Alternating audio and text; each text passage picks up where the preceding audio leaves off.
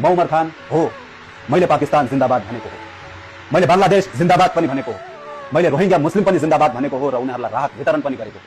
त्यसमा कुनै सुन्नुभयो त साथीहरू, यो मान्छेले यसरी नै पहिलाबाट पाकिस्तानबाट, बंगलादेशबाट, इन्डियाबाट आएको, बंगलादेशबाट आएको रोहिंग्या मुस्लिमहरूलाई भित्र्याएर राहत वितरण गरेको थियो। त्यति बेला शान्तै थियो, ठिकै थियो, केही पनि थिएन। त्यति बेला पनि केही दाजुभाइहरूले त आवाज उठाएको थियो। मैले यो भन्दा 2-3 महिना पहिला पनि यसलाई एउटा भिडियो बनाएर हालेको थिएँ। धेरैजना नेपाली दाजुभाइहरूले त्यसलाई साथ सपोर्ट दिनुभएको थियो र केही 2-4 जना मुस्लिमहरूले त मलाई फेरि धम्की पनि दिएको थियो है। मैले भनेको थिएँ तेरो गाडमा दम छ भनेदेखि त्यो रोहिंग्या मुस्लिमहरूलाई बाहिर खेदा, तेरो त्यो मान्छेले भित्र आएको हो। अनि आफ्नै नेपाली दाजुभाइ, आफ्नै नेपालभित्र रहेको मुस्लिमहरूलाई चाहिँ रात बाँड्न नसक्नेले बाहिरबाट ल्याएको रोहिंग्या मुस्लिमहरूलाई, बंगलादेशबाट, पाकिस्तानबाट, इन्डियाबाट आएको रोहिंग्या मुस्लिमहरूलाई चाहिँ यो उमर खानले खाने बस्ने व्यवस्था मिलाइरहेको छ। भएसको मतलब आफ्नो बहुमत बढाइरहेको छ भनेर भनेको हो मैले त्यति बेला पनि।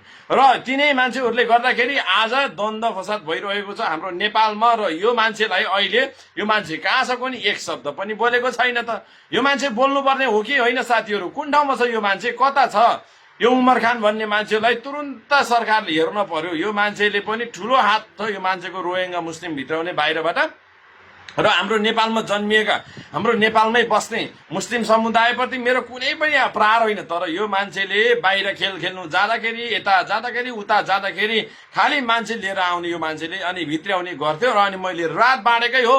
कसले पक्रिन सक्छ? यो नेपाल सरकार यति कमजोर भइसक्यो, मलाई समात्न नसक्ने भनेर शुद्ध यसले भनेको छ। र त्यसैले भन्छु साथीहरू, यो मान्छेले के भन्न खोजेको, किन हो, किन यस्तो गर्दैछ भन्ने कुरा तपाईँहरू आफै सोच्नुहोस्। र यो उमर खान भन्ने विषयले अहिलेसम्म बोलेको छैन एउटा शब्द पनि। त्यहाँ हिन्दूमाथि गोली चलेको छ, तर कसले चलायो, किन चलायो भन्ने कुरा एउटा शब्द पनि बोलेको छैन यो उमर खानले। यो उमर खानको सबै षड्यन्त्रहरू छ। यसले नै हो रोहिंग्या मुस्लिमहरू भित्र आएको भन्ने कुरा पनि प्रष्टसँगले थाहा छ।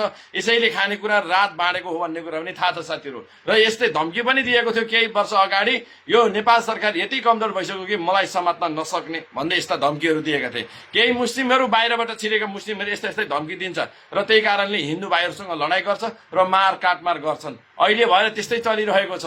अब त्यहाँ हिन्दू समुदायको मान्छेहरू त मर्यो। अस्ति त्यही रोहिंग्या मुस्लिमहरू गोली चलायो होला। अब हिन्दू भाइहरूले पनि छोड्दैन, जसलाई भेट्दै त्यसलाई काटिरहेको छ, कुटिरहेको छ। यहाँ सेनाहरूलाई त हम्मे परिरहेछ सम्हाल्नको लागि भने।